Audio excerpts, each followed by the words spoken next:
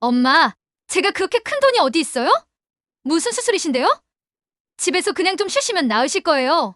수술비 930만 원이라고요? 저희 사정도 아시면서 어떻게 돈 부탁을 하실 수 있어요? 바쁘니까 끊을게요. 툭! 전화가 끊어지는 소리와 함께 병원 복도에 있던 70세 윤혜심의 세상이 무너져 내렸습니다. 담낭 괴사성 염증 진단을 받고 당장 수술을 받아야 한다는 의사의 말이 귓가에서 맴돌았어요. 930만 원. 단돈 930만 원이 없어서 죽을 수도 있다는 현실 앞에서 마지막 희망이었던 딸 최다영과 사위 박재웅마저 저를 외면했습니다. 하지만 돈이 없다던 그들은 바로 다음날 호텔에서 시아버지의 고희연을 수천만 원 규모로 성대하게 치르고 있었어요. 샴페인을 터뜨리며 웃고 있는 딸과 사위의 모습을 미용실 원장의 이야기를 듣는 순간 제 눈에서 뜨거운 눈물이 떨어졌습니다. 그때서야 깨달았어요. 22년간 서점을 지키며 어머니로서 희생한 모든 것들이 얼마나 허망한지를 말입니다. 그날 이후 저는 어머니로서의 삶을 완전히 버렸어요. 그런데 그때 저는 몰랐습니다. 제 발밑에 150억짜리 보물이 묻혀 있다는 것을, 그리고 진짜 충격적인 반전이 기다리고 있다는 것을 말이에요. 저는 윤혜심입니다. 올해 70살이죠. 22년째 작은 독립서점 해심서림을 운영하고 있습니다. 새벽 5시 30분 평소처럼 서점 문을 열려고 열쇠를 돌리는데 갑자기 오른쪽 옆구리에 칼로 찌르는 듯한 통증이 엄습했습니다. 아이고, 이게 뭔 일이지. 순간 숨이 막혀오면서 온몸에 식은땀이 흘렀습니다. 평생 큰 병치레 한 번 없이 살아왔는데 이번만큼은 심상치 않았어요. 시야가 흐려지기 시작했고 다리에서 힘이 빠졌습니다. 간신히 서점 앞 의자에 앉아서 가슴을 움켜쥐었지만 통증은 점점 더 심해져만 갔습니다. 떨리는 손으로 119에 전화를 걸었습니다. 여보세요. 갑자기 옆구리가 너무 아픈데 서점 앞에 있어요. 주소는 성수동 해심서림입니다. 응급실에 실려간 저는 의식을 잃었다가 몇 시간 후에야 깨어났습니다. 하얀 병원복을 입고 침대에 누워 천장을 바라보고 있는데 담당 의사가 심각한 표정으로 다가왔습니다. 윤혜심 어르신, 정신 차리셨네요. 전 외과 담당의 김민수입니다. 네, 의사 선생님. 제가 어디가 아픈 건가요?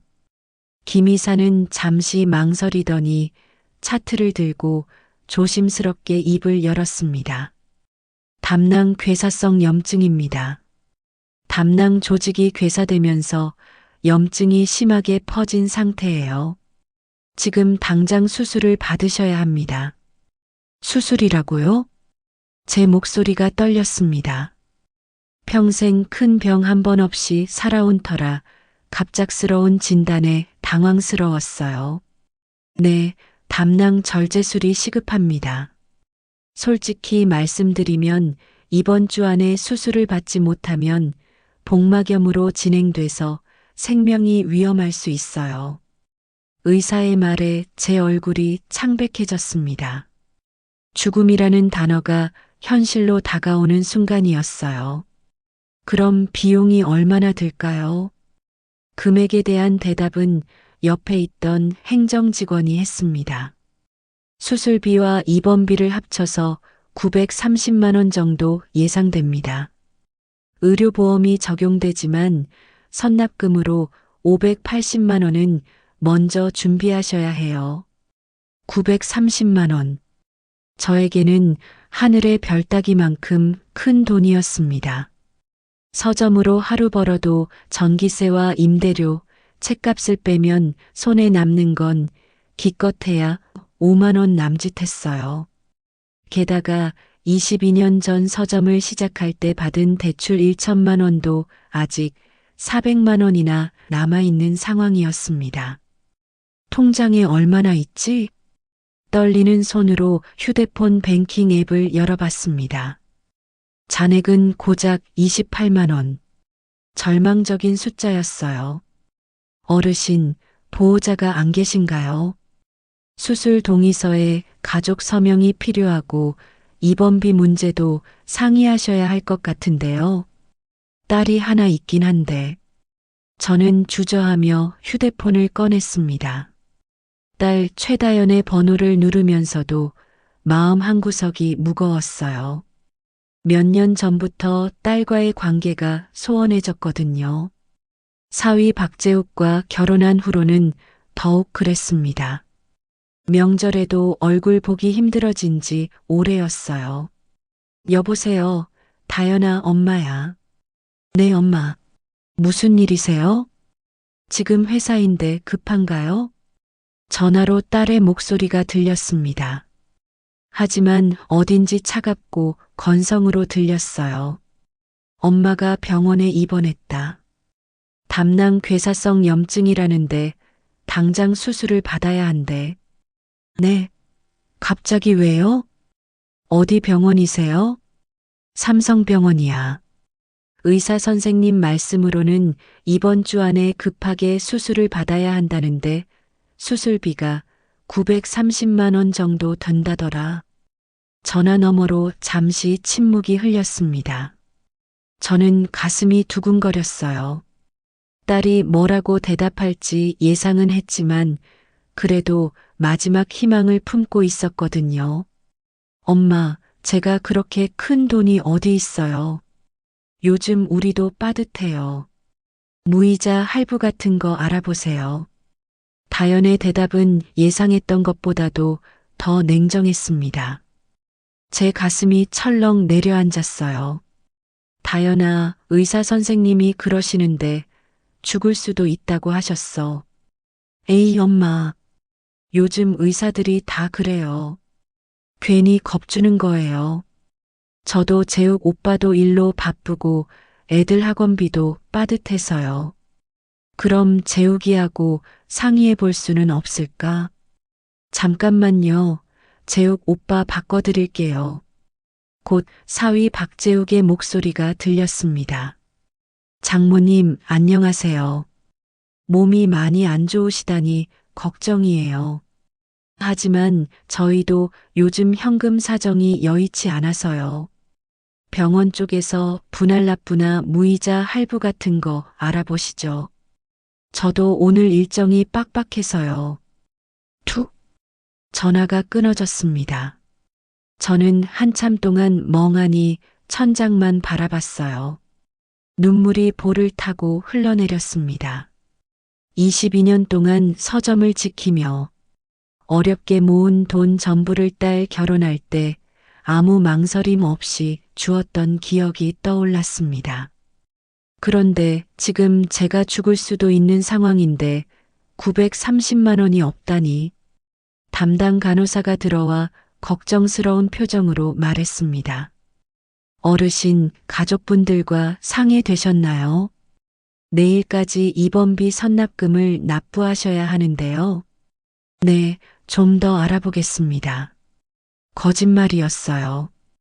더 이상 알아볼 것도 없었거든요.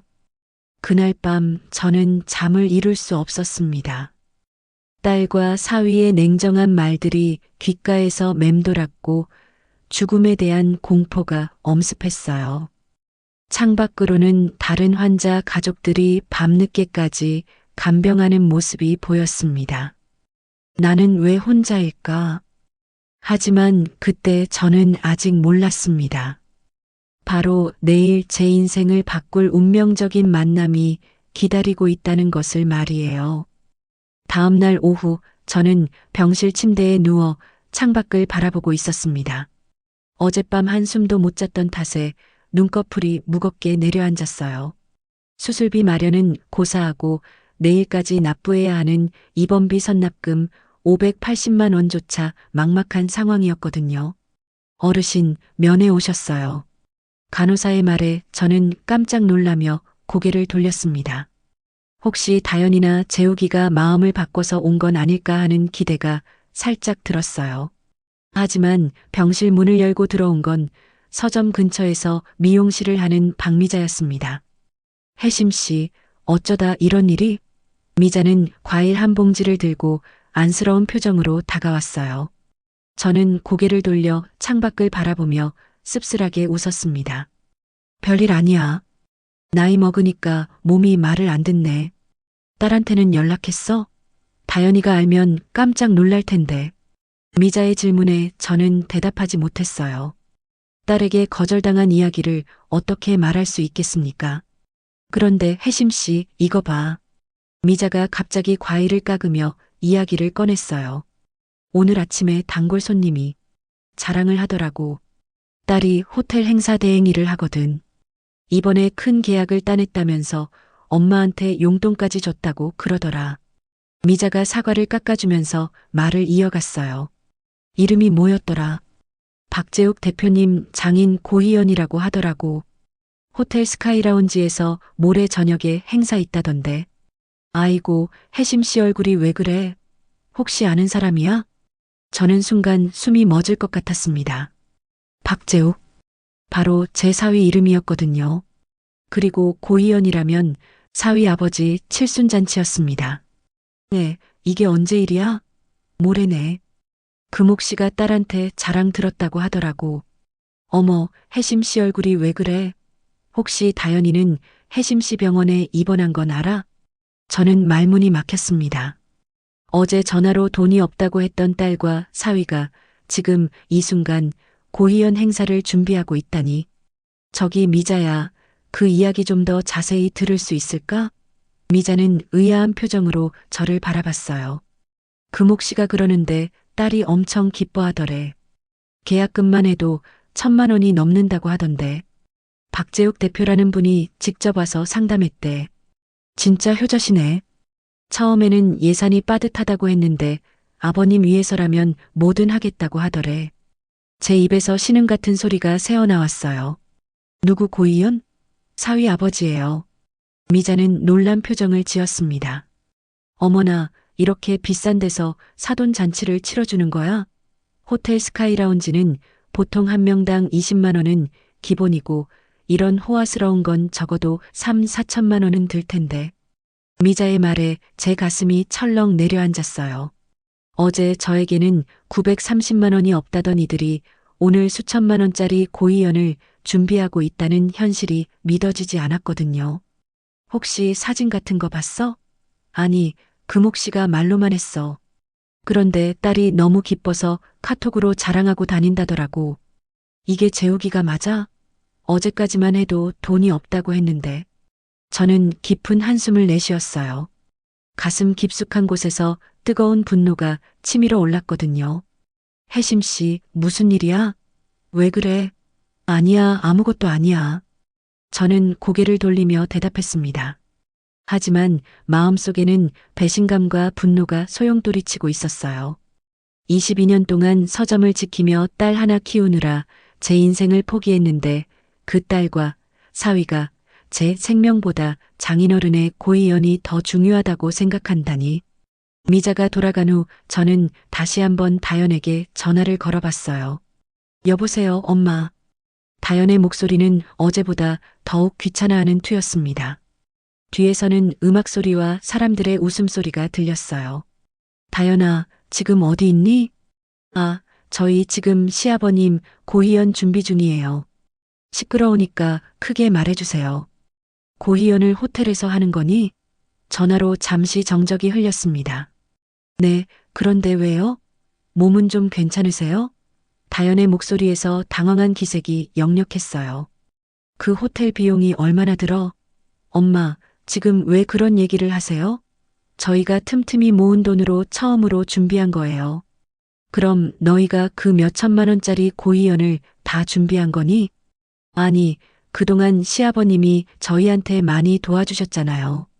재욱 오빠도 잘 키워주시고 그동안 해드린 게 없어서 이번에 처음으로 저희가 해드리는 거예요. 제 머릿속이 하얗게 변했어요. 어제 저에게는 930만 원이 없다던 딸이 시아버님께는 수천만 원짜리 고희연을 선뜻 준비했다는 거였거든요. 엄마, 왜 대답이 없으세요? 아니다. 즐거운 시간 보내렴. 저는 전화를 끊고 휴대폰을 침대 옆 테이블에 놓았어요. 눈물이 볼을 타고 흘러내렸습니다. 22년. 22년을 뭘 위해 살았나? 그 순간 제 마음속에서 무언가가 완전히 부서져 버렸어요. 어머니로서의 사랑, 가족에 대한 믿음, 혈육에 대한 정, 모든 것이 한순간에 사라져버린 것 같았거든요. 병실 창밖으로는 한강이 흐르고 있었습니다. 바로 저 도시 어딘가에서 지금도 제 딸과 사위가 웃고 있을 것을 생각하니 가슴이 미어졌어요. 하지만 그때 저는 몰랐습니다. 이 절망적인 상황에서 저를 구해줄 운명적인 만남이 바로 내일 기다리고 있다는 것을 말이에요. 다음 날 아침 저는 병실에서 또 다른 절망적인 소식을 들어야 했습니다. 어르신, 오늘까지 입원비 선납금 580만 원이라도 납부하지 않으시면 퇴원 절차를 밟으셔야 해요. 담당 간호사의 말에 저는 고개를 끄덕였어요. 예상했던 일이었거든요. 통장에 28만 원으로는 어림도 없는 일이었습니다. 알겠습니다. 준비하겠습니다. 거짓말이었어요. 더 이상 어디서 돈을 구할 방법도 없었고 딸에게 다시 연락할 용기도 없었거든요. 어제 고희연 이야기를 한 후로 다연은 아예 전화를 받지 않고 있었어요. 오후 2시쯤 저는 병원 로비로 내려갔습니다. 퇴원 수속을 밟고 집으로 돌아가 조용히 죽음을 기다리려고 했어요. 22년간 서점을 지키며 딸 하나 잘못 키운 제 인생이 원망스러웠습니다. 로비 한 구석 의자에 앉아 멍하니 창밖을 바라보고 있는데 갑자기 누군가 제 어깨를 톡톡 두드렸어요. 선생님, 윤혜심 선생님 맞으시죠? 제가 고개를 돌리자 깔끔한 양복을 입은 60대 초반의 남성이 놀란 표정으로 서 있었습니다. 얼굴은 낯익었지만 한순간에 떠올리기 어려웠어요. 누구세요? 저 정아림이에요. 서점에서 책상 빌려서 공부하던 정아림. 순간 제 기억이 되살아났습니다. 15년 전 매일 밤 서점에 와서 책상을 빌려 공부하던 그 청년이었어요. 당시에는 가난한 공무원 준비생이었는데 지금은 말끔한 양복에 고급 시계까지 차고 있었습니다. 하림이, 정말 하림이구나. 두 사람은 반갑게 악수를 나눴습니다. 15년 만에 재회였어요. 선생님, 여기서 뭐 하세요? 어디 아프신 거예요? 하림의 관심 어린 눈빛에 저는 순간 울컥했습니다. 딸조차 저를 외면하는 상황에서 15년 만에 만난 옛날 그 어려운 학생이 보여주는 따뜻함이 고마웠거든요. 별거 아니야. 몸이 좀 안 좋아서. 무슨 별거 아니에요. 얼굴이 이렇게 상해 계시는데 무슨 병이세요? 하림은 저를 자세히 살펴보더니 심각한 표정을 지었어요. 담낭염인데 수술을 받아야 하는데. 그럼 빨리 받으셔야죠. 왜 여기 앉아 계세요? 저는 대답하지 못했습니다. 돈이 없어서 수술을 못 받는다는 말을 어떻게 할 수 있겠어요? 이제 곧 받을 예정이야. 아직 앞에 수술할 사람이 있어서 순서 기다리고 있어. 하림은 순간 망설이며 대답하는 제 표정에서 뭔가 이상함을 느꼈는지 저에게 잠시 기다리라고 하더니 친한 듯 병원 직원과 뭔가 얘기를 나눴어요. 얘기가 끝난 듯 하더니 하림이 저에게 다가와 얘기했습니다. 설마 돈 때문인가요? 하림의 날카로운 질문에 저는 고개를 떨궜습니다. 얼마나 드는데요? 930만 원 정도. 그게 뭐가 큰 돈이에요? 선생님, 저 기억 안 나세요? 제가 매일 밤 서점에서 공부할 때 말이에요. 저는 고개를 저었어요. 워낙 오래된 일이라 기억이 희미했거든요. 15년 전에 저는 공무원 시험 준비하느라 돈도 없고 갈 곳도 없었어요. 그때 선생님이 매일 밤 서점 책상을 빌려주시고 따뜻한 차까지 끓여주셨잖아요. 추운 겨울에도 난방비 아끼지 말라고 하시면서요. 하림의 말에 제 기억이 조금씩 되살아났습니다. 그때 28이었던 하림이 책상에 엎드려 공부하던 모습이 떠올랐어요. 그때 선생님한테 약속했잖아요. 나중에 성공하면 꼭 은혜를 갚겠다고. 기억 안 나세요? 저는 어렴풋이 기억이 나는 것 같았어요. 저 지금 변호사예요. 서울에서 공익법무법인 대표하고 있어요. 그때 선생님 덕분에 공부할 수 있었고 오늘의 제가 있는 거예요. 하림이 명함을 꺼내서 저에게 건네줬습니다. 정하림 공익법무법인 대표 변호사라고 적혀 있었어요.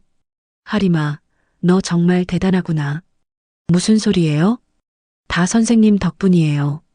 그런데 지금 제 은인이 돈 때문에 수술을 못 받는다게 말이 되나요? 하림은 즉시 휴대폰을 꺼내서 어디론가 전화를 걸었어요. 여보세요, 김 과장. 저 정하림이에요.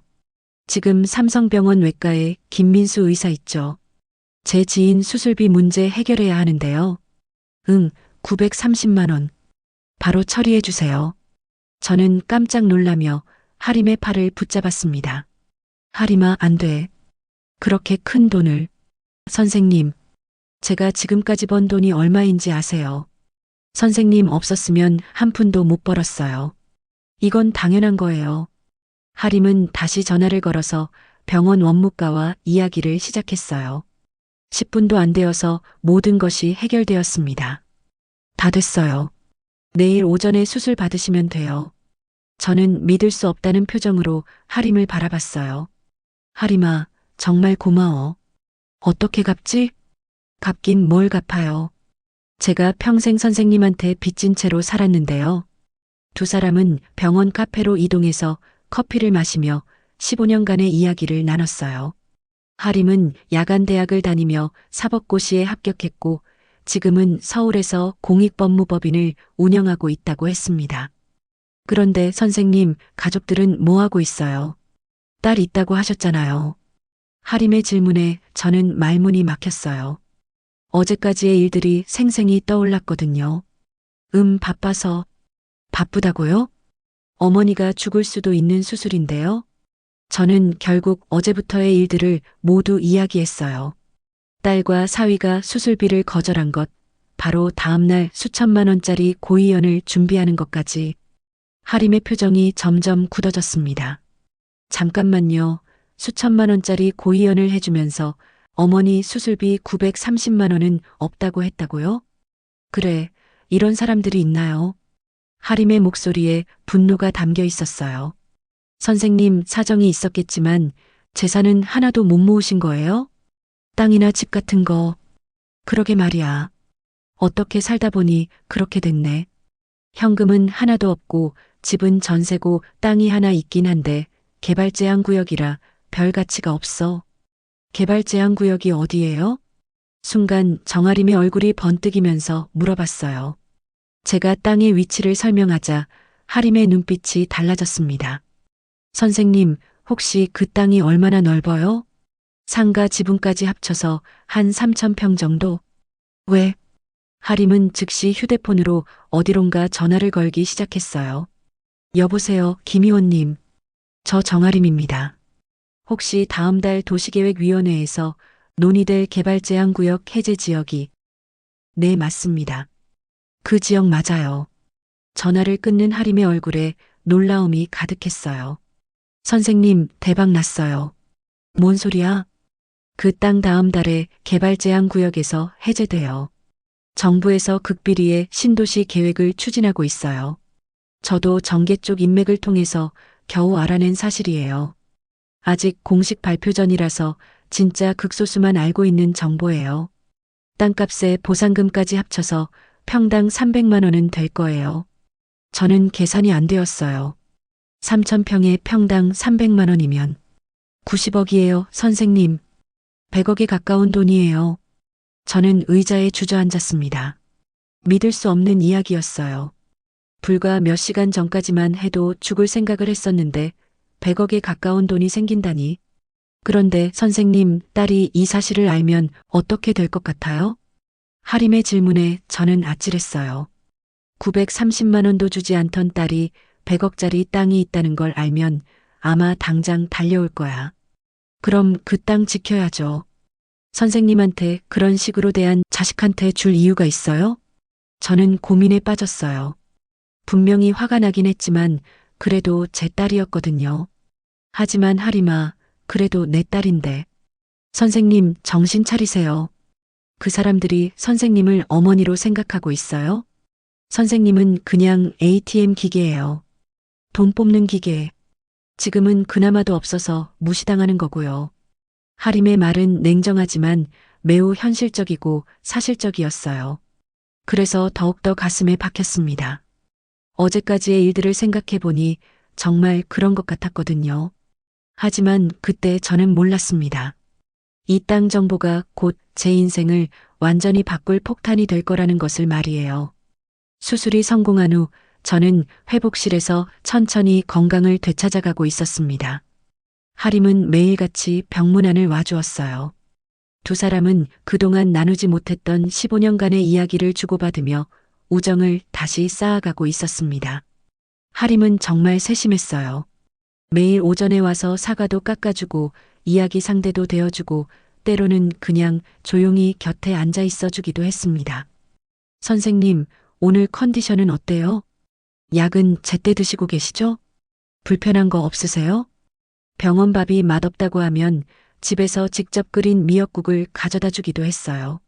제가 심심해하면 법률사무소에서 있었던 재미있는 일들을 들려주기도 했고요. 15년 만에 만났는데도 마치 아들처럼 저를 챙겨주었습니다.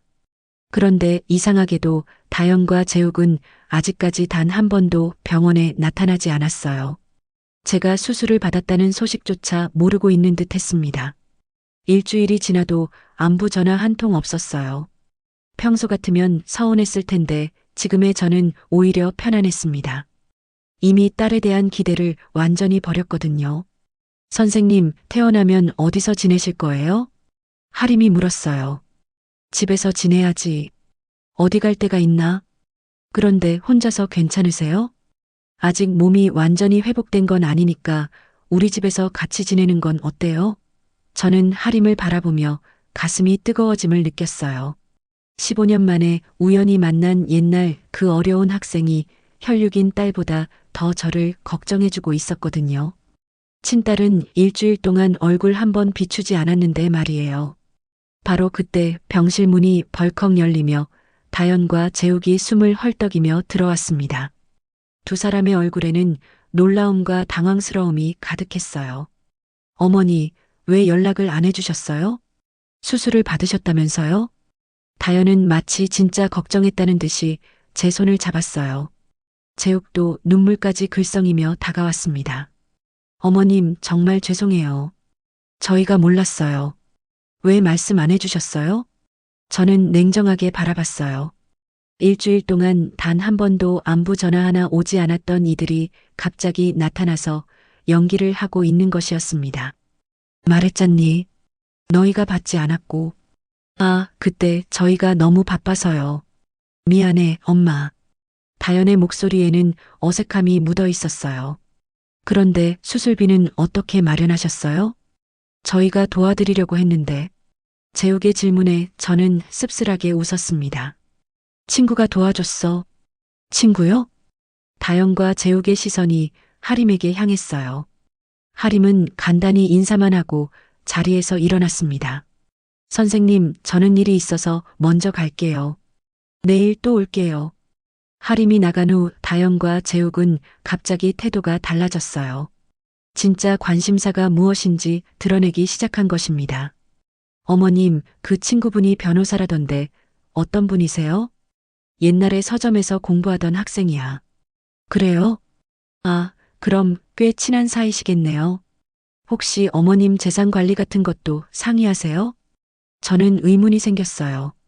땅값이 100억이 될 거라는 건 당연히 모를 테고, 이것들이 이렇게 온 데에는 그럴 만한 이유가 있을 텐데 그 이유가 궁금했거든요.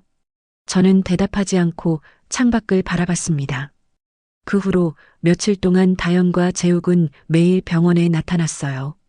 하지만 저를 진심으로 걱정하는 것 같지는 않았습니다. 오히려 하림에 대해서만 계속 물어봤고 제 재산에 대한 이야기를 넌지시 꺼내곤 했어요. 어머니, 혹시 시골에 있는 땅 말인데 요즘 부동산이 많이 올랐다던데 감정평가 같은 거 받아보셨어요? 왜? 개발 제한 구역인데 무슨 감정평가? 아니, 나중에 상속세 문제도 있고 미리 정리해 두시는 게 좋을 것 같아서요. 저는 딸의 속내를 훤히 알 수 있었어요.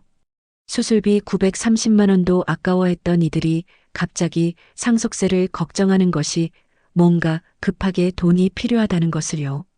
며칠 후 다현은 더욱 노골적으로 나왔습니다. 엄마, 저희가 알아봤는데 요즘 원룸에 시설 좋은 곳도 많이 있어요. 엄마, 어차피 혼자 사시니 그렇게 넓은 집에 혼자 전세로 사실 필요 없으시잖아요. 제옥도 거들었어요. 맞아요, 어머님. 요즘 사기꾼들이 많잖아요.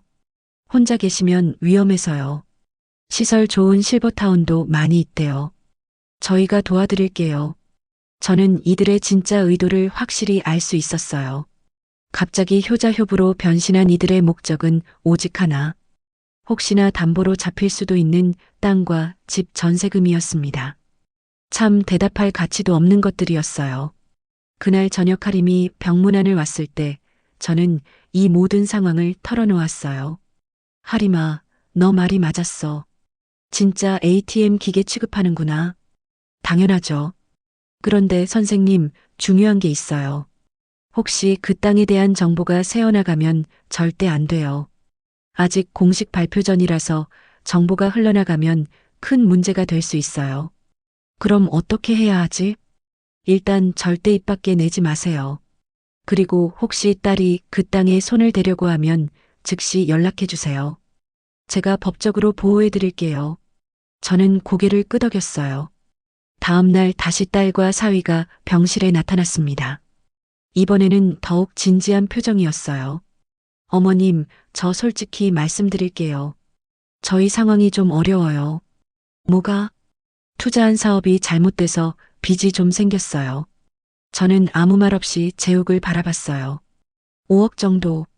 근데 이자가 너무 높아서 매달 갚기가 힘들어요. 그래서 엄마한테 부탁이 있는데.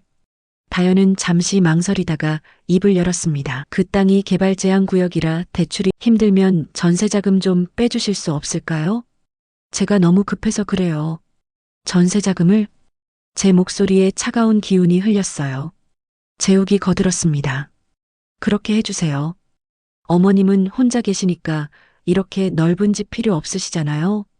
작지만 시설 좋은 월세방도 요즘 엄청 많아요. 5억이면 일단 급한 건 해결할 수 있을 것 같아요. 나중에 상황 좀 나아지면 더 좋은 곳으로 모실게요. 다현이 덧붙였습니다. 그 순간 저는 모든 것을 깨달았어요. 수술비 930만 원은 아까워하면서 자신들의 빚 때문에 22년간 간신히 마련한 전세금 5억은 저렇게 아무렇지도 않게 요구하는 모습이 정말 인간 같지도 않았거든요. 하지만 그때 저는 아직 모르고 있었습니다. 이들의 진짜 목적이 100억짜리 땅이라는 것을 말이에요. 한 달간의 입원 생활을 마치고 제가 집으로 돌아온 지 이틀이 지났습니다. 집은 오랫동안 비워두었던 탓에 먼지가 수북이 쌓여 있었고 냉장고는 텅 비어 있었어요. 하지만 22년간 혼자 살아온 저에게는 익숙한 풍경이었습니다. 하림은 퇴원 후에도 꾸준히 안부를 물어왔어요. 이틀에 한 번씩은 전화를 걸어 몸은 어떤지 불편한 것은 없는지 세심하게 챙겨주었습니다. 반면 다영과 재욱은 병원에서 전세금 이야기를 한 후로는 소식이 없었어요. 저는 오히려 다행이라고 생각했습니다. 그날 오후 하림이 과일 한 봉지를 들고 제 집을 찾아왔어요. 선생님, 집에서 지내니까 어때요? 불편한 거 없어요? 괜찮아. 집이 제일 편하더라. 두 사람은 거실에 앉아 차를 마시며 이런저런 이야기를 나눴습니다. 하림은 요즘 법무법인 일이 바쁘다며 시민단체 상대로 하는 공익소송들이 연달아 들어와서 정신이 없다고 했어요. 그런데 선생님, 그 땅 이야기 말인데. 하림이 목소리를 낮추며 말했습니다. 아직도 아무한테 말 안 했죠? 당연하지. 누구한테 말하겠어. 그래요, 잘했어요. 정말 조심해야 해요. 이런 정보가 새어나가면 큰일이에요. 하림이 주변을 둘러보더니 더욱 조심스럽게 말을 이어갔어요. 제가 어제 국토부 쪽 친구한테 확인해 봤는데 다음 달 15일에 공식 발표 예정이래요. 그럼 그때부터 땅값이 하늘로 치솟을 거예요. 그럼 정말 100억이 되는 거야? 100억은 기본이고 위치가 워낙 좋으니까. 상가 지분까지 합치면 150억도 넘을 수 있어요. 정확한 건 오늘 오후에 만나서 자세하게 얘기해 준다고 했으니까 제가 문자로 알려드릴게요. 하림이 시계를 보더니 자리에서 일어났습니다. 선생님, 저 사무실에 급한 일이 있어서 먼저 갈게요. 소식 들으면 바로 연락드릴게요. 그래, 고마워. 하림이 떠난 후 몇 시간이 지났어요. 저는 저녁 준비를 하려다가 냉장고가 비어 있는 것을 보고 한숨을 쉬었습니다. 그때 핸드폰에서 문자 소리가 났어요. 하림에게서 온 문자였습니다. 다음 달 15일 국토부 도시정비구역 지정 발표. 상가 지분까지 합쳐서 평당 500만 원은 확실해요. 3,000평이니까 150억은 될 것 같아요. 축하드려요, 선생님. 저는 문자를 읽고 또 읽었어요. 150억이라는 숫자가 믿어지지 않았거든요. 바로 그때 현관문에서 띵동 벨소리가 났습니다. 어머님, 저희예요. 다영과 재욱의 목소리였어요. 저는 핸드폰을 거실 테이블에 내려놓고 문을 열어주었습니다. 왜 또 왔니? 엄마, 저녁 드셨어요? 안 드셨을 것 같아서 반찬 만들어 왔어요. 다연이 큰 봉지를 들고 들어왔습니다. 재욱도 과일 한 상자를 들고 있었어요. 괜찮다. 대충 먹을게. 아니에요, 어머님. 몸조리 잘하셔야죠. 두 사람은 부엌으로 가서 부산하게 음식을 준비하기 시작했어요. 저는 거실 소파에 앉아 이들의 모습을 지켜봤습니다. 재욱이 물을 가져다 주려고 거실로 왔을 때 우연히 제 핸드폰 화면이 켜져 있는 것을 봤어요. 문자창이 열려 있었고 하림의 문자 내용이 고스란히 보였습니다. 다음 달 15일 국토부 도시정비구역 지정 발표. 상가 지분까지 합쳐서 평당 500만 원은 확실해요. 3,000평이니까 150억은 될 것 같아요. 축하드려요, 선생님. 재욱의 눈이 커졌어요. 순간 숨이 멎을 것 같았습니다. 150억? 평당 500만 원, 3,000평? 이게 도대체 무슨 소리인지. 재욱은 떨리는 손으로 물컵을 저에게 건네주었어요. 어머님, 물 드세요. 재욱의 목소리는 떨리고 있었어요. 저는 재욱을 유심히 바라봤습니다. 제가 물을 받는 동안 재욱은 부엌으로 돌아가 다연의 어깨를 톡톡 쳤어요. 여보, 잠깐. 재욱이 다연을 부엌 한 구석으로 끌고 가더니 떨리는 목소리로 속삭였습니다. 150억이야. 어머님, 땅이 150억이라고. 뭐라고? 다연이 놀라서 큰 소리를 낼 뻔했지만 재욱이 재빨리 입을 막았어요. 조용히 해. 어머님 핸드폰에 문자 왔는데 그 변호사가 보낸 거야. 평당 500만 원, 3,000평이니까 150억이래. 다음 달에 도시정비구역 정부 발표가 있대. 내 두 눈으로 똑똑히 봤어. 다연의 얼굴이 하얗게 변했어요. 150억? 자신들의 빚 문제가 아니라 평생 상상도 못할 돈이었거든요. 두 사람은 서로를 바라보며 눈빛을 교환했어요. 이제 정말로 어머니에게 잘해야 한다는 생각이 들었습니다. 아니, 잘하는 정도가 아니라 무릎 꿇고라도 용서를 빌어야 한다는 생각이 들었어요. 엄마, 밥 다 됐어요. 그 후로 다영과 재욱은 매일같이 저를 찾아왔습니다. 아침에는 미역국을 끓여다 주고 점심에는 반찬을 가져다 주고 저녁에는 함께 식사하며 안부를 물었어요. 예전과는 180도 달라진 모습이었습니다. 며칠이 지나다 보니 본격적으로 이들의 본심이 나오기 시작했어요. 엄마, 그런데 혹시 시골에 있는 땅 이야기 좀 들어볼 수 있을까요? 다연이 넌지시 화제를 꺼냈습니다. 왜? 아니, 엄마 혼자 계시니까 저희가 관리를 도와드리려고요. 요즘 부동산 사기도 많고. 재욱도 거들었어요. 맞아요, 어머님. 요즘 토지 가격이 많이 올랐다던데 혹시 감정평가라도 받아보셨어요? 저는 속으로 씁쓸하게 웃었습니다. 결국 이들의 관심사는 오직 돈뿐이었거든요. 150억이라는 액수를 알게 된 후로 이렇게 극성스럽게 모시는 것이었어요. 글쎄, 잘 모르겠네. 제가 시치미를 떼자 다연과 재욱은 더욱 조급해졌습니다. 며칠 후에는 더욱 노골적으로 나왔어요. 어머님, 그런데 혹시 위임장 같은 거 맡겨주실 수 있을까요? 재산 관리하는 거 복잡하잖아요. 저희가 대신 해드릴게요.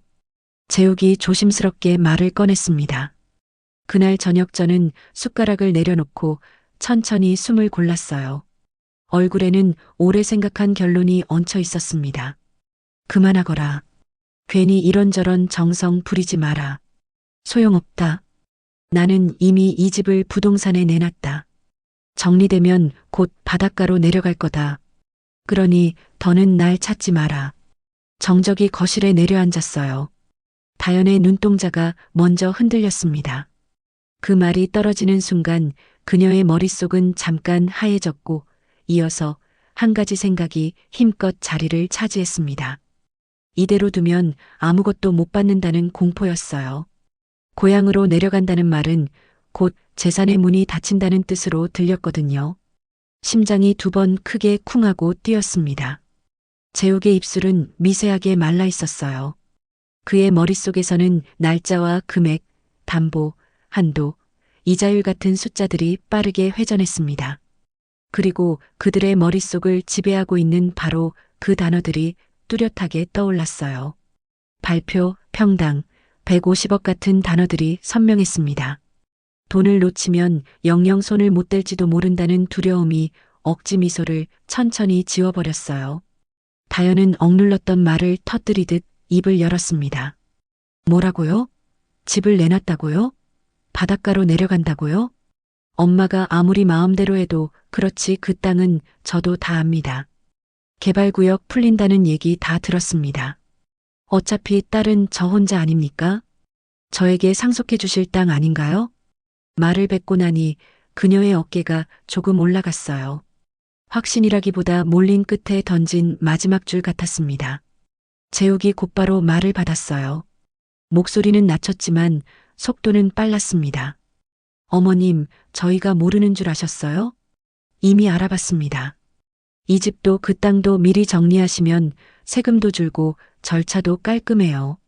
어머님은 도장만 찍으시면 됩니다. 어차피 다연이한테 전부 상속해 주실 거잖아요. 제 눈빛은 차갑게 얼어붙었어요. 한참 동안 두 사람을 노려보다가 마침내 굳은 목소리가 터져나왔습니다. 내가 병원에서 수술비 930만 원이 없어서 죽을 수도 있다고 했을 때 너희들은 어떻게 했니? 냉정하게 전화를 끊었지.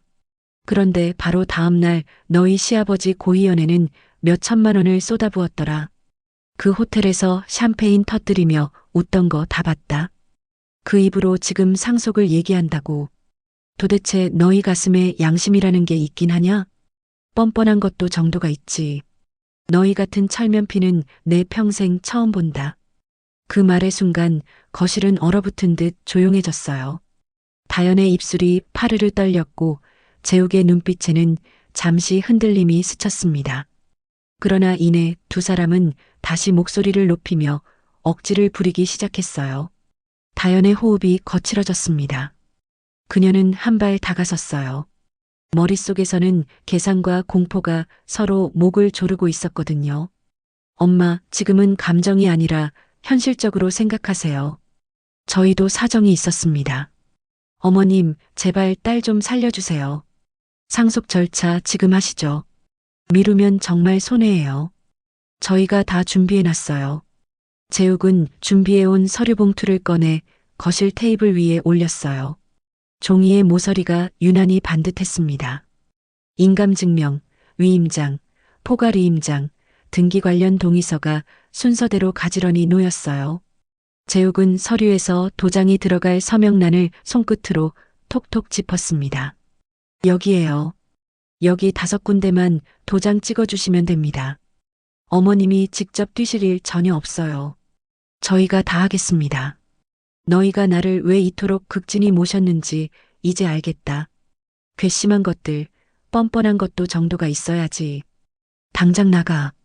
다연의 마음 한구석이 움찔했어요. 부끄러움이 아주 잠깐 고개를 들었지만 곧 막다른 골목의 초조함이 그 감정을 밀어냈습니다. 그녀는 목소리를 높였어요. 엄마, 저도 딸 아닙니까? 남 주실 거 아니잖아요. 시간이 없어요. 지금 결정하셔야 합니다. 재욱의 눈매가 더 날카로워졌어요. 그는 손등으로 이마에 잔땀을 닦고는 한껏 부드러운 어투를 얹었습니다. 그러나 문장 끝에는 단단한 설득의 못이 박혀 있었어요. 어머님, 이 기회 놓치면 다 손해예요. 발표 전에 움직여야 유리합니다. 어머님도 편하시고요. 가족끼리 좋은 게 좋은 거죠. 저는 지팡이를 짚고 일어났습니다. 등이 곧게 펴졌어요. 당장 나가라는 말 안 들리냐? 더는 너희 꼴 보고 싶지 않다. 오늘로 다 끝이다. 오늘로써 최다연, 넌 내 딸이 아니다. 말의 끝이 또렷하게 끊어졌어요. 다연의 가슴에 끝이라는 단어가 박혔습니다. 그녀는 거의 반사적으로 제 어깨를 붙잡았어요. 다연의 손에는 힘이 들어갔습니다. 손바닥에 느껴지는 뼈의 각이 놀랍도록 가벼웠어요. 그 가벼움이 오히려 그녀를 더 세게 만들었습니다. 어머님, 도장만 찍으시면. 재욱도 서류를 들고 바짝 붙었어요. 그의 손끝이 잔뜩 긴장에 떨렸습니다. 저는 몸을 비틀어 손을 뿌리쳤어요. 그 순간 서로의 팔과 어깨가 얽혔고 지팡이가 바닥을 굴렀습니다. 발치에 있던 선반이 밀리며 그릇이 부딪히는 날카로운 소리가 났어요. 균형이 무너졌고 제 머리가 어딘가에 부딪히는 둔탁한 충격이 거실을 가르듯 울렸습니다. 쿵! 시간이 눌린 듯 잠깐 멈췄어요. 재욱의 숨이 멎는 듯 끊겼고 다연의 눈동자가 커졌습니다. 바닥에 한쪽 손을 짚고 앉은 제 얼굴이 새하얗게 보였어요. 제 숨이 한번 거칠게 흔들렸습니다. 다연이 가장 먼저 소리를 냈어요. 엄마, 그러니까 고집 부리지 마시고 도장만. 말끝이 허공에서 무너졌습니다. 그때 현관 밖에서 급한 목소리가 들렸어요. 띵동. 우체국입니다. 등기 배달 왔는데요. 안에서 큰 소리가 들렸는데 괜찮으세요? 집배원 김태섭의 목소리였어요. 다연은 반사적으로 뒤를 돌아봤습니다. 등줄기를 식은땀이 타고 내려갔어요. 현관문 너머로 집배원은 집안의 상황을 어느 정도 파악할 수 있었습니다. 뒤집힌 테이블 위 서류, 굴러간 지팡이, 깨진 그릇 조각이 눈에 띄었어요. 김태섭은 어딘가로 전화를 걸더니 다시 외쳤습니다. 여보세요, 경찰이죠? 여기 성수동인데요. 지금 등기 배달 중에 큰 소리가 나고 노인분이 넘어지신 것 같아요. 네, 빨리 좀 와주세요. 다연은 재욱을 보았어요. 재욱의 입술이 하얗게 질렸습니다. 그는 본능적으로 서류를 걷어들이며 목소리를 낮췄어요. 다연아, 정리해. 빨리. 멀리서 사이렌 소리가 아주 작게, 그러나 분명히 들려오기 시작했습니다. 거실 공기는 더 차갑게 가라앉았어요. 저는 팔걸이를 짚어 천천히 몸을 일으켰습니다. 제 눈빛은 흐트러지지 않았어요. 다연의 시선이 그 눈을 피하지 못했습니다. 잠깐의 침묵이 무겁게 내려앉았어요. 다연의 머릿속에서는 여전히 계산이 돌아가고 있었습니다. 하지만 거실에 흩어진 서류와 다가오는 사이렌 소리가 그 계산표의 모든 수를 무의미하게 만들고 있었어요. 재욱은 떨리는 손으로 펜을 주워 가방에 꽂았습니다. 둘의 숨이 짧아졌고 벽시계의 초침 소리만이 또렷했어요. 현관 발자국이 멈추고 노크 소리가 똑똑 울렸습니다. 문 열어주세요. 경찰입니다. 그 소리에 다연의 어깨가 크게 내려앉았어요. 그녀는 한 번도 내뱉지 못했던 침을 삼켰습니다. 저는 고개를 들어 현관 쪽을 바라봤어요. 모든 게 끝인 걸 직감했습니다. 빚도 150억도 잠시 꿈꾸었던 행복한 미래도 낮고 단단한 한숨이 가슴속에서 조용히 빠져나왔어요. 그리고 아무 말 없이 현관문 앞으로 한 걸음을 내디뎠습니다. 쾅! 문이 열리며 2명의 경찰이 들어섰습니다. 이어 뒤따라 들어온 하림이 단정한 정장을 고쳐 입으며 방안을 둘러봤어요. 그는 곧장 제 곁으로 다가와 부축하며 목소리를 낮췄습니다. 선생님, 괜찮으세요? 저는 고개를 끄덕이며 이제는 숨기지 않고 두 사람을 향해 날카롭게 목소리를 내질렀습니다. 제가 병원에서 수술비 930만 원이 없다고 했을 때 너희는 전화를 끊고 등을 돌렸다. 그런데 바로 다음날 시아버지 고희연에 수천만 원을 쏟아부었더라. 호텔 크루즈까지 대관해서 말이다. 그리고서 뻔뻔하게 서류를 들이밀고 그게 안 되니 어머니까지 힘으로 밀어버린다고. 너희들이 그러고도 사람 새끼들이니? 앞으로 나에겐 딸도 사위도 없다. 그리 알고 다시는 찾아오지 말거라. 찾아오면 노인학대로 당장 감방에 쳐넣어 줄 테니. 순간 다연의 얼굴이 파랗게 질리며 굳어졌어요. 재욱은 숨을 고르지 못한 채 손가락 끝만 달달 떨었습니다. 경찰은 방안을 둘러보며 단호하게 말했어요. 이 정도면 충분히 재물손괴와 폭행 미수 혐의가 성립됩니다. 피해자분이 원하시면 현행범으로 체포하겠습니다. 다연은 다급히 손사래를 치며 외쳤어요. 아닙니다. 오해입니다. 저희는 그냥 가족끼리 대화를 하던 겁니다.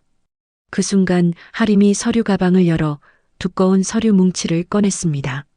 거실 테이블 위에 탁 소리가 울리며 올려진 문서들이 모두의 시선을 사로잡았어요. 저는 정아림 변호사입니다. 이분의 법률 대리인으로 이미 모든 절차를 마쳤습니다. 윤혜심 씨의 재산은 전부 공익신탁으로 출연되었고 그 과정은 영상 공증까지 완료되었습니다. 법적으로 딸과 사위인 두 분은 단 한 푼도 청구할 권리가 없습니다.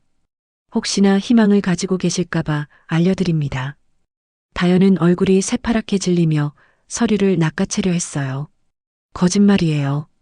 엄마가 혼자 이런 결정을 내리실 리가 없어요. 속임을 당한 겁니다. 그러나 하림은 눈 하나 깜짝하지 않고 단호히 받아쳤습니다. 의사 확인 영상이 있습니다. 법적으로 이 이상 명백할 수가 없죠. 재욱은 마지막 희망처럼 제 앞에 무릎을 꿇었어요. 어머님, 저희가 잘못했습니다. 한 번만, 단 한 번만 용서해 주세요. 이제부터는 정말 잘하겠습니다. 그러나 제 눈빛은 차갑게 식어 있었습니다. 너희가 날 버린 건 이미 지나간 일이 아니다. 내가 죽는다 해도 외면하던 너희가 지금 와서 무슨 딸 노릇을 하겠다고 고개를 숙이느냐? 다연의 눈에 마지막 분노가 번졌어요. 엄마, 딸을 길거리로 내쫓으시는 거예요? 저는 무겁게 고개를 끄덕였습니다. 길거리로 내몬 건 내가 아니다.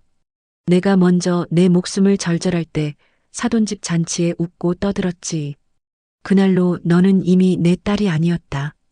순간 다연의 무릎이 풀리며 힘없이 바닥에 주저앉았어요. 재욱은 눈물을 흘리며 얼굴을 감쌌습니다. 경찰은 곧장 두 사람의 양팔을 붙잡으며 단호하게 말했어요. 이제 그만하시죠. 두 분은 경찰서로 함께 가셔야겠습니다. 철제 수갑이 채워지는 순간 거실은 싸늘한 정적에 잠겼어요. 다연과 재욱은 끌려나가며 끝내 아무 말도 하지 못했습니다. 남은 건 저와 하림뿐이었어요. 거실은 여전히 난장판이었지만 공기는 달라져 있었습니다. 하림이 조심스레 말했어요. 선생님, 이제 다 끝났어요. 앞으로는 선생님의 삶만 지키면 됩니다. 혹시나 있을 법률적 문제는 제가 다 알아서 할 테니 걱정 말고요. 저는 무너진 테이블과 깨진 조각들을 천천히 바라봤습니다. 그리고 이내 길게 한숨을 내쉬며 중얼거렸어요. 다 정리하고 이 집도 팔아버리고 고향으로 내려가야겠네. 이제라도 늦지 않았어. 그런데 하림이 조심스럽게 말을 꺼냈어요. 선생님, 그런데 혹시 아시나요? 오늘 박미자 씨가 제게 연락했어요. 미용실 손님인 이금옥 씨 딸 정유리가 SNS에 올린 게시물을 봤다면서요. 박재욱 씨 회사 공식 계정에서 고희연 행사 사진들을 자랑스럽게 올렸더라고요. 날짜와 장소, 비용까지 다 적혀 있어서 완벽한 증거가 될 것 같다고 하더라고요. 제 눈에 잠깐 놀라움이 스쳤어요. 정말요? 네, 호텔 공식 포토 갤러리에도 올라가 있고 박재욱 씨가 직접 리그램까지 했어요. 게시 시각이 선생님이 수술받던 바로 그날 오후더라고요. 행사명과 패키지 가격 4,600만 원까지 명시되어 있어서 법정에서 완벽한 증거로 쓸 수 있을 것 같아요. 만약 나중에 문제가 생기면 말이죠. 저는 고개를 끄덕였어요. 그렇게 자랑하고 싶었구나. 자기들이 한 일을. 하림이 제 어깨를 가볍게 두드렸습니다. 선생님, 이제 정말 새로운 시작이에요. 그 돈으로 정말 의미 있는 일들을 할 수 있을 거예요. 독거노인들, 의료비 지원이나 어려운 청소년들, 장학금 같은 거 말이에요. 그 말을 들은 순간 제 가슴이 따뜻해졌어요. 내 목숨은 외면당했지만 다른 목숨을 지킬 수 있다면 그것으로 됐겠다는 생각이 들었거든요. 그날 저녁 저는 거실에 앉아 조용히 중얼거렸습니다. 이제는 참 후련하다. 내 남은 날 이렇게 흘러가도 좋겠구나. 노을은 천천히 저물었고 집 앞에는 가로등 하나가 환하게 켜졌어요.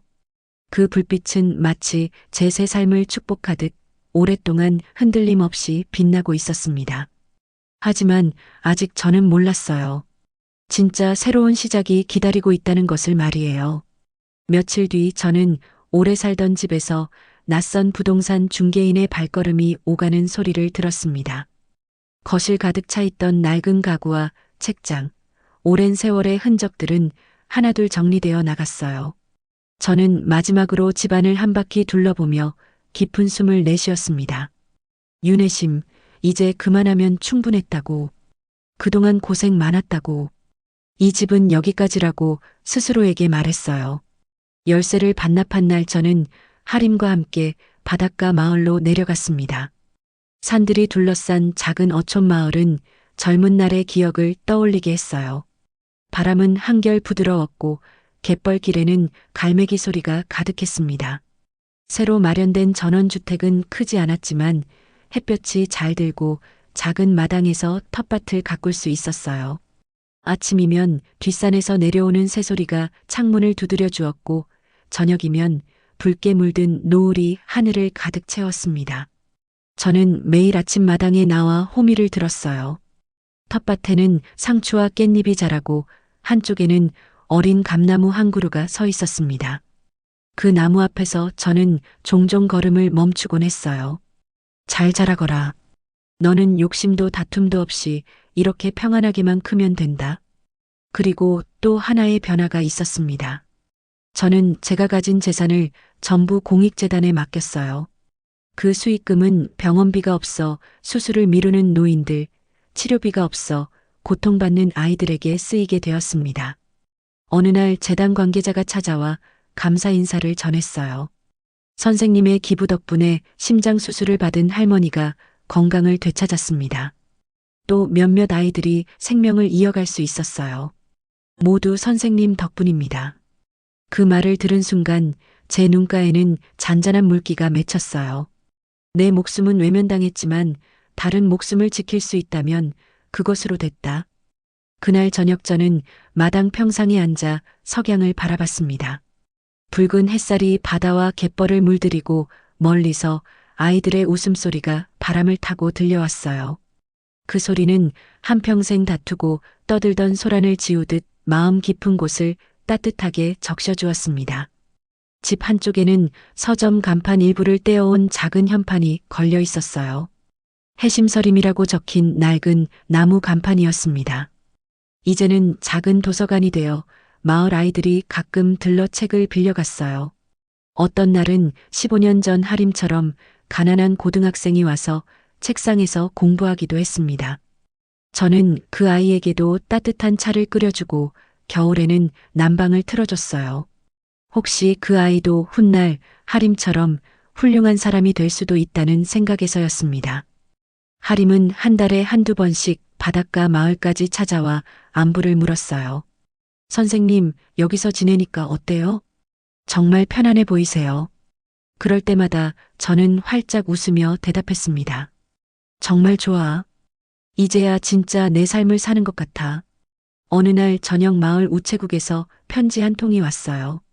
발신인을 보니 다연이었습니다. 저는 잠시 망설이다가 편지를 열어봤어요.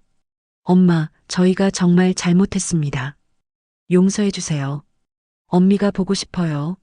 하지만 저는 그 편지를 읽고 조용히 접어서 서랍에 넣었어요. 이미 제 마음속에서는 모든 것이 정리되어 있었거든요. 용서는 했지만 다시 만날 필요는 없었습니다.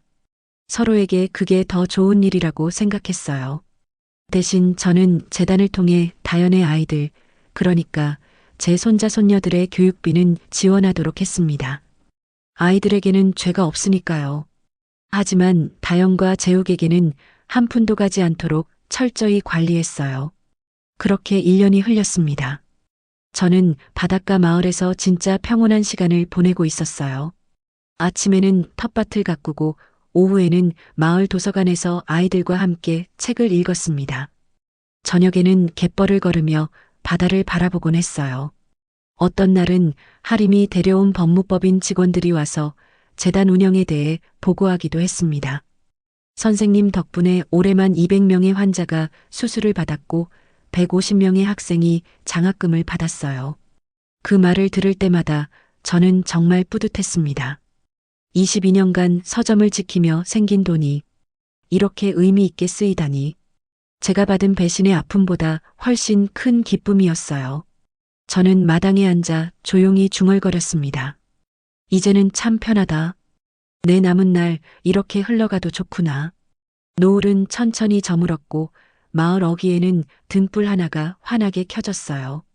그 불빛은 마치 제 새 삶을 축복하듯 오랫동안 흔들림 없이 타올랐습니다. 숫자가 사람을 말할 때가 있습니다. 930만 원을 아낀 입술, 수천만 원을 자랑한 손목, 150억 앞에서 드러난 민낯. 숫자를 사람에게 쓰는 법, 제가 보여드렸습니다. 끝까지 함께 해주신 분이 계시다면 어디서 듣고 계시는지요? 제 선택처럼 때로는 단호한 결단이 우리 삶을 지켜주는 순간이 있습니다. 여러분께도 후련하고 평안한 날들이 찾아오시기를 바랍니다. 늘 건강하시고 따뜻한 하루 되시기를 바라며 긴 이야기 들어주셔서 감사합니다.